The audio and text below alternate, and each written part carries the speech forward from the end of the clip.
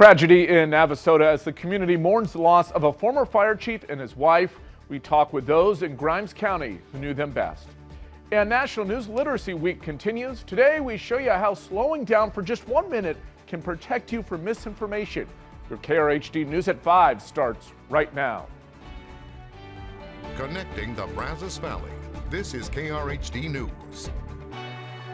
Hi there, everyone. I'm Todd Unger. Thanks for being with us at 5. The Grimes County community is remembering a former fire chief and his wife after an early morning fire took their lives last week. KRHD News reporter Rebecca Fiedler has more on a couple well respected in the community. Tinkerbell the dog is one of the most precious things belonging to John LaFleur, retired lawman and justice of the peace in Grimes County. She brings him comfort and love every day. The reason LaFleur has her is because his longtime friend Ronald Bussey fed her while she was still a stray puppy running wild. Yeah, and when I picked her up, Ronald said, "Take her home with you." He really did. I said, "I don't want no dog." And pick her up. They took her to the vet, get her spayed. A free dog cost me $178 by the time we did everything. And she's been worth 20 times that. LaFleur knew the Bussey couple for decades and worked with Donna Bussey within the JP office for almost 15 years. Donna was giving and kind, and Ronald was a light in a dark world. Miracles big and small, like that of Tinkerbell, were common with a former fire chief. He was real jovial. He had a great personality. He did well with people. He's going to be missed. Ronald Bussey started his career at the Navasota Fire Department in the early 1970s and served as chief from 1992 to 2003. It was he who was instrumental in acquiring the fire station that exists now, according to current fire department leadership. We were just so grateful.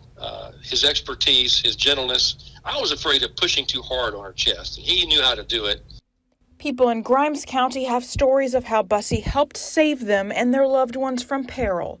Longtime Navasota resident Russell Cushman says he recalls how many years back Chief Bussey ran from the fire station down to where Cushman's 2-year-old daughter was choking on hard candy and turning blue. He probably saved her life. It doesn't sound very dramatic today, but at the time it was the scariest thing that ever happened to me. Fire marshals are still investigating what caused the massive house fire that took the lives of Ronald and Donna last Friday. Funeral services are currently pending. Reporting in Navasota, Rebecca Fiedler, KRHD News. Fire departments across the country are having an awfully hard time finding new applicants. Here in the Brazos Valley, it is no different. College Station Fire says it can be a dangerous but rewarding job. It's a hard job. Yes, it's physically demanding. It's sometimes emotionally demanding, but there's a really high level of satisfaction that comes from doing this job because you get to go help people. On their worst day, when they have to call 911, you get to go out and help them solve that problem. Benefits in College Station include paid time off and bonuses. Apply online at cstx.gov/fire. Texas A&M Forest Service reports the Rolling Pines fire in Bastrop County is now 100% contained. More than 800 acres of land were burned in what started as a prescribed burn last week. Crews will continue to monitor the area and begin fire containment line rehab later this week. And also, the city of College Station saying goodbye to its old city hall. Demolition crews began tearing down the south and east sides of the building earlier. It should take about 6 weeks to finish all of that. Plans for that site include transforming it into a green space and adding additional parking for the new city hall. This week, we continue our special series on news literacy. Our parent company, EW Scripps, is partnering with the News Literacy Project. Our goal is to give you some essential life skills to separate fact from fiction when it comes to today's media. Today, look at how you can arm yourself against misinformation that's all around us. Spell your first and last name so I have it on camera. Yes, Sarah Beth, Sarabeth, last name Drybread, Drybread. Okay, so pause for a minute. This is Sarah Beth, and she's on the Bicentennial Committee in the town of Edinburgh, Indiana, and we're going to get back to her in just a minute. But first, I want to start a countdown clock at 0, and we'll check back in after 1 minute. 200 years is a huge milestone, and there's lots to celebrate from the past, the present, and the future. It's been really interesting to go through the history of the last 200 years of the community. As the community of Edinburgh prepares to celebrate their bicentennial, a team works together to document recent history, interview folks in town, and compile facts and historical tidbits for daily social media posts. We're looking at, the last 200 years in print media, where, photos were not photoshopped, and we have an accurate, depiction and story of what was going on at that time. And so that's what we're relying on. Which made her think, what will future generations find when looking back on today's media? Now, with so much information, so much news just being shared on social media, it's going to be really interesting for our future historians, honestly, to be able to sift through all of that and find out the first source and what really happened. And stop. So that was 1 minute. While you met Sarah Beth, what else happened in 1 minute on the web? According to the data company Domo, in that 1 minute, 575,000 tweets posted to Twitter. Users watched 167 million TikTok videos, 5.7 million Google searches, 694 hours of video watched on YouTube, and customers spent $283,000 on Amazon. We are all hardwired to engage with the world using kind of mental shortcuts. Peter Adams is the Senior VP of Education for the News Literacy Project, a national nonprofit dedicated to helping educators and the general public sort through that avalanche of information all around us and separate fact from fiction. It's hard to recognize what we're looking at. It's hard to understand who the people are on the other side of that information, the influence of algorithms. Adams says we're programmed to graze online. It's part of our survival to wade through all the information available at our fingertips. But in doing that, we can go on autopilot and let the news find us rather than seeking out multiple credible sources and critical thinking. The biggest kind of way that bad actors get around our rational minds and our critical thinking is to inflame strong emotions. If you start to feel those strong emotions from something you see in the media world, slow down, pause, engage kind of your deeper critical thinking skills. Things that are highly controversial can be easily manipulated. Being a good steward of what you share online with family or friends not only helps stop the flood of misinformation, but it increases your credibility for the cause you believe in. Misinformation is exploitative, right? It doesn't help your politics, even if it seems to reinforce something that you believe or something that's important to you. We can find out what's happened in the last 200 years, but sometimes sorting through what happened in 1 minute of today requires that extra attention. Working for you, Lauren Casey, WRTV. Well, have you ever wondered how the stories here at 25 News actually end up on air? Tonight at 6, our reporter Austin Walker peels back the curtain on a day in the life of one of our reporters, from story development to actually crafting that piece right up to the final product you do see on air. We'll break it down part by part, giving you some insight into why you can trust KRHD News. The American Red Cross says the blood shortage is the worst it's been in more than a decade. But could artificial blood be the answer in the future? It's something scientists have been working on for decades, but we're getting closer now to this being a new reality. We're not proposing artificial blood to replace natural blood when natural blood is available. This is intended for a situation that we call BNAO. Blood is not an option. So the option is basically to bleed to death. Blood in a blood bank stays good for 42 days. Once you take it out of the blood bank and it reaches room temperature, it's only good for about 4 hours and it can't go back. Artificial blood has to be stored at room temperature. In the past, people attempted to create blood substitutes by chemically modifying the hemoglobin, that protein that makes our blood red. But serious safety concerns caused the FDA to shut down all the trials in the early 2000s. And the field went cold for a while. But breakthroughs in other areas of medicine have now enabled a new approach. What we were able to do is take the hemoglobin out of a red cell and repackage it in an artificial membrane that's like a nanoparticle, so it's very small. And this corrects the safety problems that we have when we have hemoglobin free in blood. And it also allows the artificial cell to imitate the behavior of a normal cell. That artificial blood, Dr. Alan Doctor and his team are working on a dry powder that stays good for years at room temperature. A medic would just need to mix it with water. Dr. Alan Doctor sees this being used for people before they get to the hospital. They'd be able to perform a transfusion at a crash scene or in the ambulance. The emergency department is a major drain on the blood supply, and in particular for O negative blood, which is in a special short supply. And so by bringing these patients in, quote, tanked, then we save the natural blood for other indications. He expects the artificial blood he's working on through the University of Maryland and his company Kalisite to get FDA approval for human testing in about 2 years. He expects it would be about 5 to 6 years after that before it would be available to use outside of a study. A few other U.S. teams are also working on different types of artificial blood, but they're not as far along with the FDA. Media literacy requirements are becoming more common in schools, but one state has gone as far as requiring a full curriculum. Ahead in our lineup, we're checking out what it's teaching and how it's working. Big tech companies could be facing new regulations. A bill approved by the Senate Judiciary Committee targets self-preferencing by major tech companies. Self-preferencing happens when an online marketplace gives priority to its own products over third-party ones. Think Amazon promoting its Amazon Basics brands ahead of competitors. Antitrust experts say it's not much different from what you see in other parts of the economy.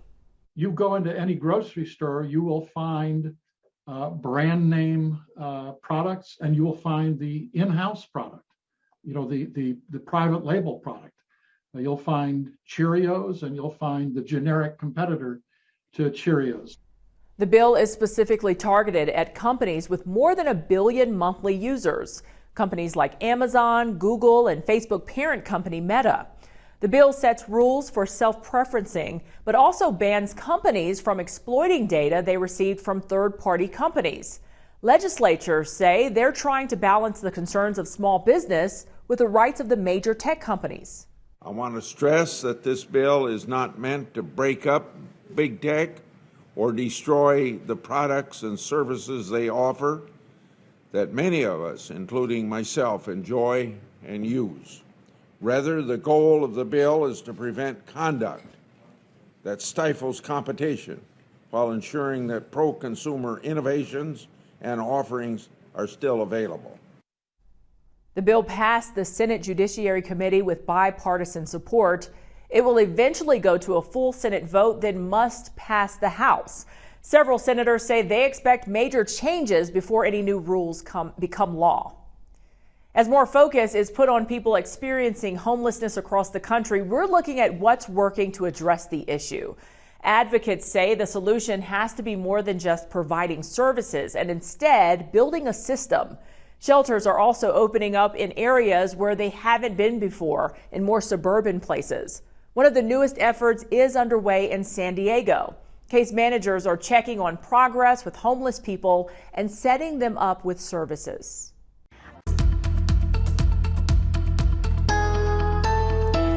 It has been a partly to mostly cloudy day here across the Brazos Valley and on the cool side with limited sunshine. We've seen a few peaks of sun here and there, but overall things have been on the quiet side, and it will probably stay that way as we make our way through the overnight hours. Now, some clouds are still lingering around, but with northerly winds coming in, that will dry out the atmosphere slowly but surely. We're already starting to see breaks in the clouds across Madison County, and I do think that will continue with mostly clear to partly cloudy skies later on tonight as that drier air continues to work into the area. Things pretty quiet across the state currently. There is a storm system out here across northern Arizona that will make the turn and move from near the I-40 corridor. That'll provide snow for the panhandle of Texas and Oklahoma tonight, down toward the Lubbock area and across the Red River tomorrow. But I think it's going to be too far north of us to produce any precipitation around here. Our future track showing those clouds starting to go away as we make our way into the morning hours on Wednesday. As As we head into the afternoon, again, mostly sunny, partly cloudy skies. Should be pretty nice out there. Then we move into Thursday, and that's when a few clouds may try to creep into the area. Nothing bad, though, as we may become overcast by the afternoon on Thursday, as our next storm system will be on approach. But right now, how much rain we see with that one still up in the air, we'll continue to track that. So tonight, temperatures will be falling into the mid to upper 30s across the area. It will be chilly, coldest conditions across the north. And then tomorrow, highs into the middle 50s for the most part. So a cool day and definitely a little below normal for this time of year. We're supposed to be into the lower 60s, and I do think it stays below normal for the rest of this week. Maybe a few showers on Friday. Weekend is looking nice with highs into the 60s and sunshine, and we may have some more rain chances to talk about as we head into next week. It's becoming more challenging for young people to filter out what's true versus what's not. This week, our parent company EW Scripps has once again teamed up with the News Literacy Project. It's to shine a light on better information consumption and sharing. Usher Qureshi looks at a pilot program that is trying to make high school students more critical about the information they find. They keep adding vocab words for you, but we're just going to stop at tertiary.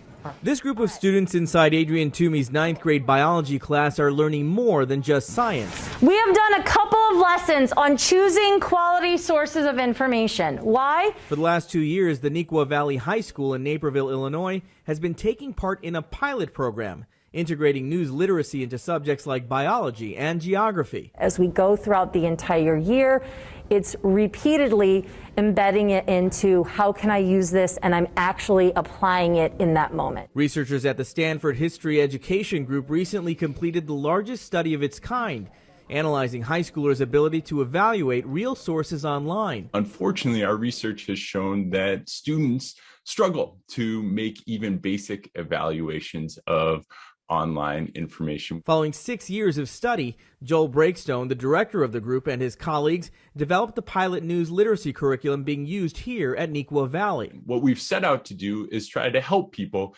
be more discerning when it comes to the content that streams across their screens. According to advocacy group Media Literacy Now, at least 14 states, including Florida, Ohio, Texas, and Colorado, have some media literacy requirements, but none go as far as Illinois, which requires a full curriculum. These are the posters that we put in all of our classrooms. School librarian Carrie Ori says freshmen here now have a toolkit to help them fact check before they share. They look at Instagram, TikTok, Snapchat constantly, and we want to make sure that every time they think, ooh, that's an interesting idea, they stop and realize who it is that they're actually listening to. The curriculum teaches them to distinguish between reliable sources, misinformation, and politically or financially motivated sources. Even when we're just like doing things for fun, it's better to have some sense in your mind.